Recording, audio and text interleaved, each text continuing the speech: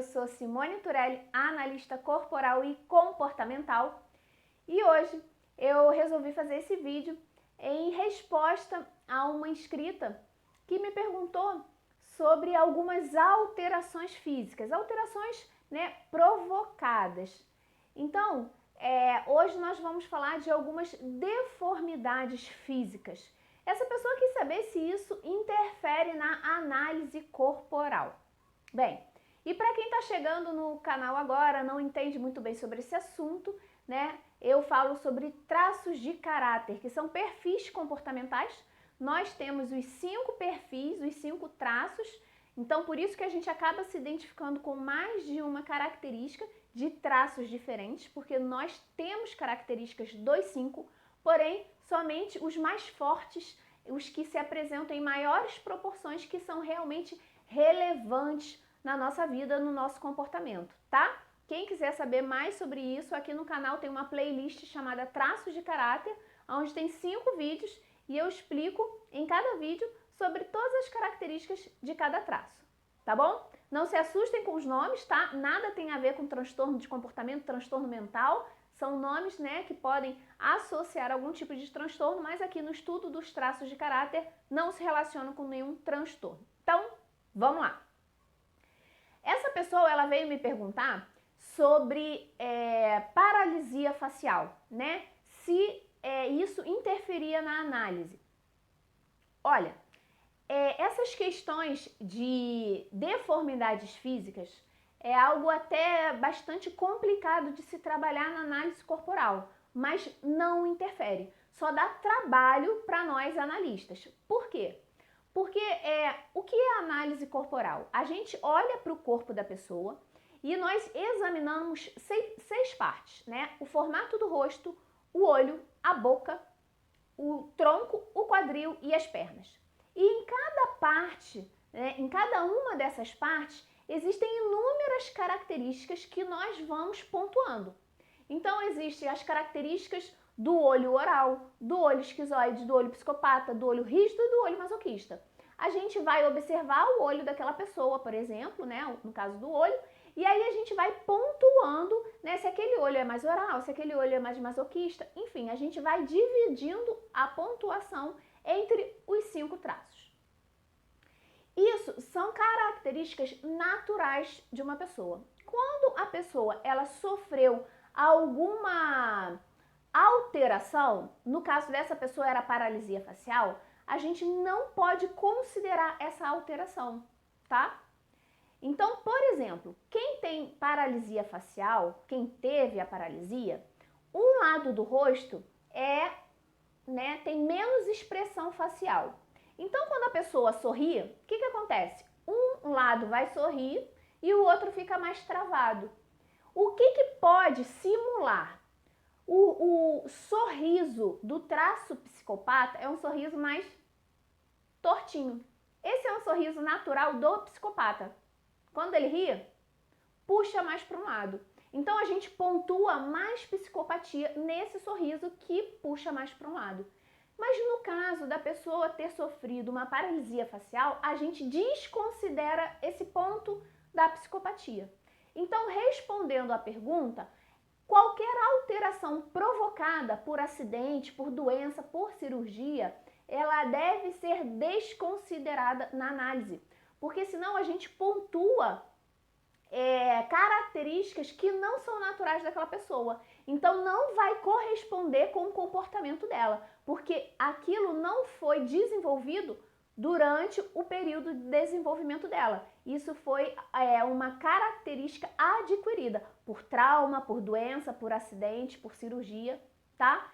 Então, eu vou estender um pouco esse assunto, abrangendo outras circunstâncias que também podem gerar dúvidas.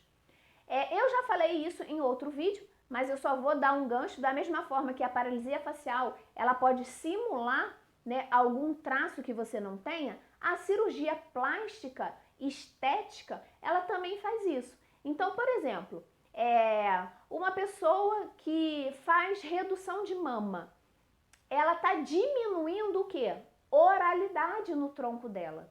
Então, a primeira coisa que a gente pergunta quando a gente vai começar uma análise é: Você já fez algum tipo de procedimento estético? Algum tipo de cirurgia plástica, cirurgia reparadora, aparelho ortodôntico, preenchimento, botox, até micropigmentação de sobrancelha.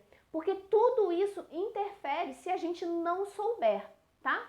Se a pessoa falar, ah, não, eu fiz redução de mama, então eu já sei que na hora de eu pontuar o tórax dela, o tronco dela, eu tenho que dar um pouquinho mais de oralidade do que ela apresenta. Porque tinha mais volume, que é do oral, e no caso foi removido. Então, durante a pontuação, a gente vai compensando esses traços. E aí a pessoa pode falar, nossa, mas o meu corpo tem características, né, de um traço específico, hoje. Mas eu não me identifico com esse traço. Por quê? Porque aquilo foi simulado. Então é importante a gente saber qual é o modelo original de fábrica, tá? Porque é esse que a gente tem que levar em consideração. Da mesma forma, quem sofreu um acidente, fez uma cirurgia, onde deformou parte do rosto. Então a gente precisa desconsiderar tudo isso que aconteceu posteriormente ao período de desenvolvimento dela. Certo? Entendido? Então, essas questões realmente interferem na análise, por isso é que elas têm que ser comunicadas. Olha, eu fiz esse tipo de cirurgia, eu fiz esse tipo de procedimento, eu tive esse tipo de doença, que pode afetar características físicas do corpo da pessoa. A gente sabendo disso, a gente começa a desconsiderar aqueles traços que foram simulados e a gente chega o mais próximo do real. Outro exemplo, pessoas de mais idade, né? Se eu falar dos olhos, a tendência com o passar dos anos é o nosso olho começar a cair, a pálpebra ter um peso maior sobre o olho. Um olho onde a pálpebra é caída pontua o quê? Masoquismo. Então quer dizer que todo mundo que é mais velho, eu vou pontuar masoquismo? Não, eu tenho que desconsiderar os sinais da idade. Eu tenho que perceber se aquilo ali realmente é um sinal da idade. Eu também tenho que ter um olho apurado para isso, porque tem pessoas que desde criança já tem aquela pálpebra caída. Quando ela ficar mais velha, isso vai acentuar. Então eu preciso perceber o quanto aquilo é sinal da idade, o quanto aquilo é característico daquela pessoa, tá? Então a gente precisa ter, enquanto analista, o olho muito apurado para a gente poder remover alterações da idade, alterações de doenças, de deformidades, tá? Outras circunstâncias que também podem alterar características raciais. Por exemplo, os orientais. Os orientais, eles têm a tendência a ter o olho que menorzinho e puxadinho. Isso traz o que? Sinal de oralidade e de masoquismo também. Então quer dizer que todo oriental eu vou ter que dar bastante masoquismo e oralidade no olho? Não. O que a gente tem que aprender a fazer? Nós, analistas, a gente tem que calibrar o nosso olhar. A gente precisa ver várias fotos, né? Caso a gente vá fazer a análise de uma pessoa oriental, a gente precisa calibrar o nosso olhar para aquelas características físicas. Como? Eu preciso ver várias fotos de pessoas orientais e no Google facilmente a gente consegue fazer isso. E ali eu começo a ver que apesar de todos terem um olho um pouco menor e um pouco, né, puxado, tem oriental de olho maior, tem oriental com olho muito pequenininho. Então eu começo a calibrar o meu olhar para aquela raça. Dentro daquela raça eu consigo ver qual que tem o olho maior, qual que tem o olho menor. Mas o meu padrão de comparação não é o meu olho, é o padrão oriental, certo? Então a gente precisa entender que a raça, ela também pode interferir na análise se a gente não souber fazer essa leitura. Senão a gente vai dar muita pontuação de oralidade e masoquismo para todos os orientais, tá? Agora a gente precisa refletir um pouco mais. Por exemplo, a pálpebra caída é do masoquismo, do traço masoquista. O que significa o traço masoquista? É aquele traço que são pessoas disciplinadas, são pessoas que prezam pelo método, pela coisa correta, são aquelas pessoas um pouco mais lentas, mas porque prezam por fazer da melhor forma. Se a gente pensar isso em termos de raça, os orientais, eles também não são assim? eles não são pessoas mais corretas no sentido de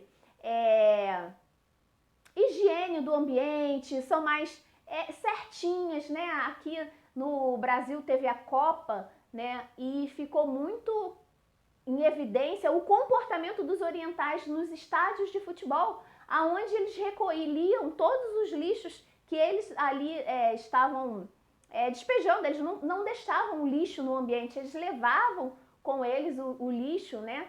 Então você vê como são pessoas disciplinadas, né? Até obedientes. Então tem um traço de masoquismo na raça também, tá? Então isso acontece.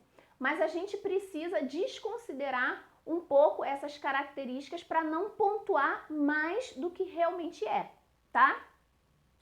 Por exemplo, os negros, a grande maioria dos negros tem os lábios muito grossos. Então, eu também tenho que ter cuidado de não dar muita oralidade para tudo quanto é pessoa da raça negra, tá?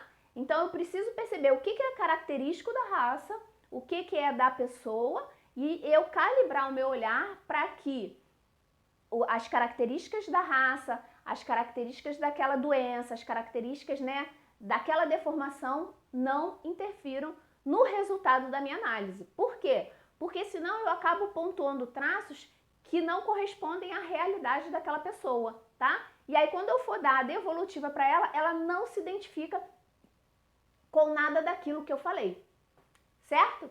Então, gente, esse vídeo foi para esclarecer a dúvida de uma inscrita. Eu acabei estendendo para que vocês ampliem o olhar de vocês para outras situações, como raça, como outros tipos de doenças.